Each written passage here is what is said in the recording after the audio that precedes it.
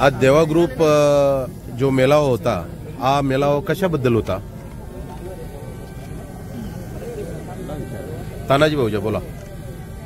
हा एक मेळावा आम्ही 1 मे कामगार दिन निमित्ताने आयोजित केला होता, पण काही कारणास्तव आम्हाला परमिशनमुळे काही झालं नाही, त्यामुळे आम्ही ही तारीख धरली आहे आणि हा असाच मेळावा दरवर्षीप्रमाणे आम्ही साजरा करणार आहे. देवा ग्रुप फाउंडेशननी जो कार्यक्रम आज जो राबवला आहे, महिलांचा कार्यक्रम असेल, हल्दी कुंकवाचा कार्यक्रम असेल, याच्यामध्ये काय राजकीय काय विशेष आहे का ते तुमचा याच्यात? असं काय नाही, जसं मेळावाचं प्रश्न येत गेले, मेसेज गेले, तसं बरेच अधिकारी, कार्यकर्ते किंवा राजकीय नेते यांनी खूप कॉल केले, विचारणपूस केली, कारण तो वातावरणच राजकीय चालू आहे.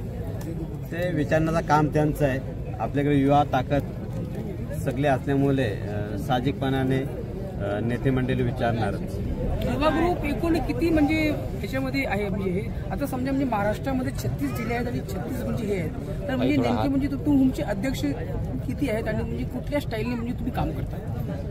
देवा ग्रुपचे प्रत्येक जिल्ह्यामध्ये 36 जिल्ह्यामध्ये देवा ग्रुप हा संघटना आहे आमची आणि कार्यरत कामं करत असतात. कोरोनात तर खूप भयानक कामं केली, म्हणजे प्लाझ्मा भेटत नव्हता, या ठिकाणी देवा ग्रुप उभा करायचा प्लाझ्मा. ब्लड तर खूपच झाले, पण प्लाझ्मा ही भेटत नव्हती, ती आपल्या कार्यकर्त्यांनी जमा केली. या मेळाव्याला जो देवा ग्रुपचे जे सर्व कार्यकर्ता आले, अनुज ढोले तुम्ही जो भाषण केला आणि युवा नेत्यांसाठी आणि युवा मुलांसाठी अजून त्यांच्यासाठी काय आवाहन कराल तुम्ही? युवा पिढीला मी एकच आवाहन करतो की देवा ग्रुप संघटनेचे सभासद व्हा. जिथे अन्याय होईल तिथे देवा ग्रुप त्वरित पोचेल आणि त्वरित तिथे न्याय भेटेल, ही मी सर्वांना आश्वासन देतो. तानाजी मोरे, तुम्ही आता ह्या कार्यक्रमाची जे धुरं सांभाळता, त्याच्यामधून तुम्हाला जे युवा पिढींसाठी तुम्ही अजून नवीन नवीन कार्यक्रम काय राबवणार?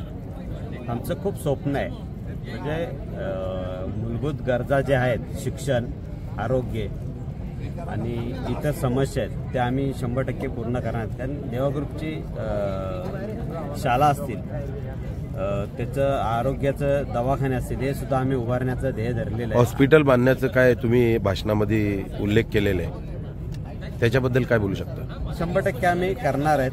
आता मुरबाडमधून एक कार्यकर्त्यांनी आमच्या संदीप भाऊ मोरे आहेत, त्यांनी आवाहन केलं का मी म्हणजे त्यांनी हे सर्व चित्र बघितलं का मी माझी स्वतःची जागा एक अधिकारी स्थापन करण्यासाठी तुम्हाला देत आहे, तर मी त्यांचं पण संदीप भाऊंचा आभार मानतो. ते जागा आपल्याला 100% स्वतःची जमीन हे आपल्यासाठी दान करत आहेत. धन्यवाद.